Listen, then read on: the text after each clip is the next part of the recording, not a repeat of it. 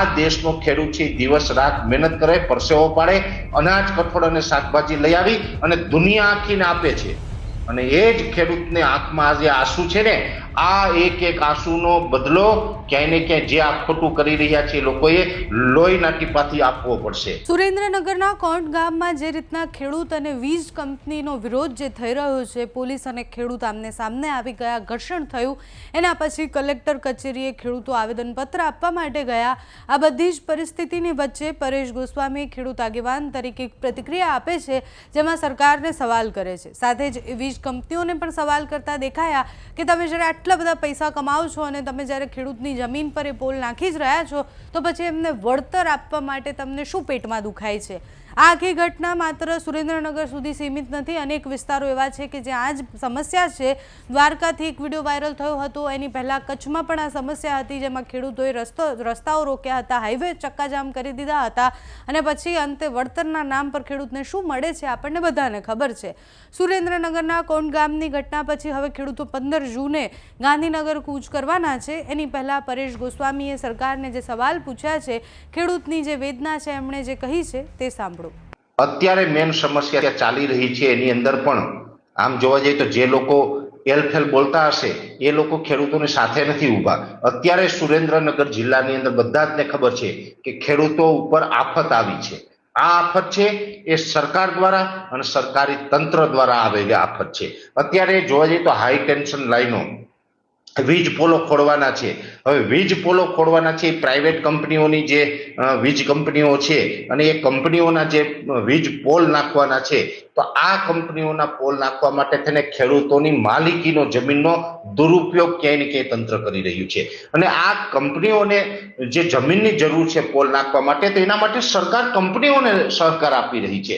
અને ખાસ કરીને તંત્રનો દુરુપયોગ થઈ રહ્યો છે કે ખેડૂત જ્યારે પણ એ સહમત નથી કે ભાઈ મારા ખેતરમાં તમે પોલ નાખો, તો ત્યાં પોલીસ પ્રોટેક્શન રાખી પોલીસ દ્વારા ખેડૂતોને દબાવવામાં આવે છે, ડરાવવા ધમકાવવામાં આવે છે અને બળજબરીપૂર્વક ક્યાંય ને ક્યાંય આ કંપનીઓ માટે થઈને ખેડૂતોને ડરાવી ધમકાવી અને બળજબરીપૂર્વક ત્યાં વીજ પોલો છે એને નાખવામાં આવે છે. આ ખૂબ દુઃખદ બાબત છે. આપણે ભારત દેશની અંદર વસી રહ્યા છીએ, કૃષિ પ્રધાન દેશની અંદર વસી રહ્યા છીએ. આ મારા દેશનો ખેડૂત, આ મારા દેશનો જગતનો તાજ જેને આપણે કહીએ છીએ, આ દેશનો ખેડૂત છે દિવસ રાત મહેનત કરે, પરસેવો પાડે, અનાજ, કઠોળ અને શાકભાજી લઈ આવી અને દુનિયા આખીને આપે છે. અને એ જ ખેડૂતને આંખમાં આજે આંસુ છે ને, આ એક એક આંસુનો બદલો ક્યાંય ને ક્યાંય જે આ ખોટું કરી રહ્યા છે લોકોએ લોહીના ટીપાથી આપવો પડશે. કુદરત કોઈને નથી છોડવાનું.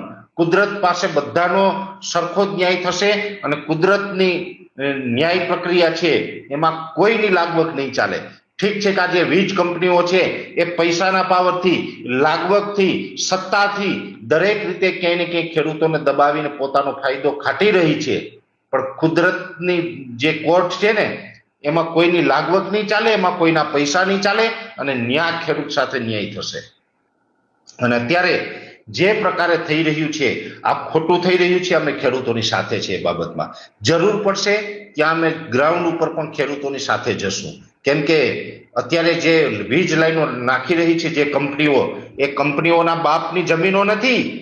એ જમીનો જે ખેડૂતની છે ને, ખેડૂતોના બાપ દાદાઓએ પેટે પાટા બાંધીને આ જમીનો રાખેલી હતી અને ખેડૂતોએ જે પેટે પાટા બાંધીને જમીનો સાચવી રાખી હતી, તો કોઈ આ વીજ કંપનીઓ માટે નહોતી રાખી, એના વારસદારો માટે, એના સંતાનો માટે આ જમીનો રાખી હતી.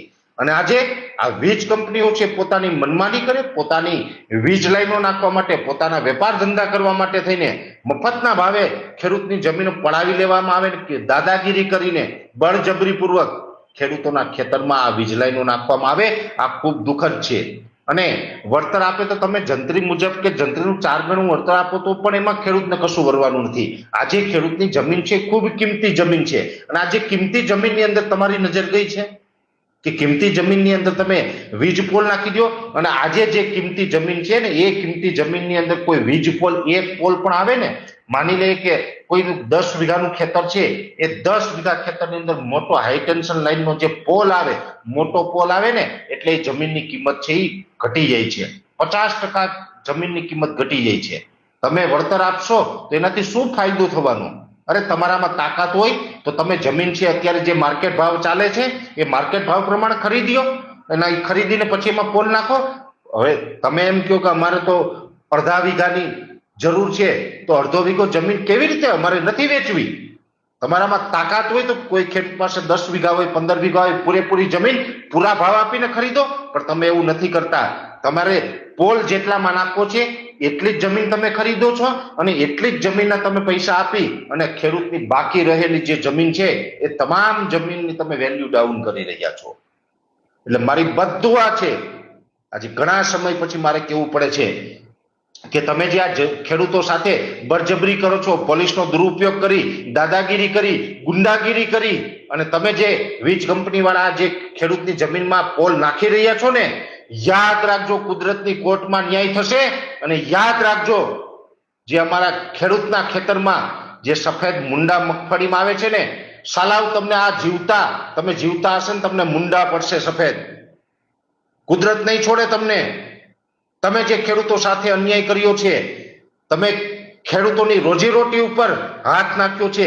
અમારા ખેડૂતની રોજીરોટી એટલે ખેડૂતની જમીન છે અને એ જમીન તમારે મફતના ભાવે પડાવી લેવી, તમારે વીજ કંપનીઓ ચલાવી છે ને એટલા માટે થઈને તમે ગુંડાગીરી કરી, દાદાગીરી કરી, પોલીસનો દુરુપયોગ કરી અને જો તમે એ જમીનમાં વીજ પોલ ખોડશો ને તો યાદ રાખજો અમારા તરફથી તમને આ બધું આ છે કે તમને જીવતા સફેદ મુંડા પડશે.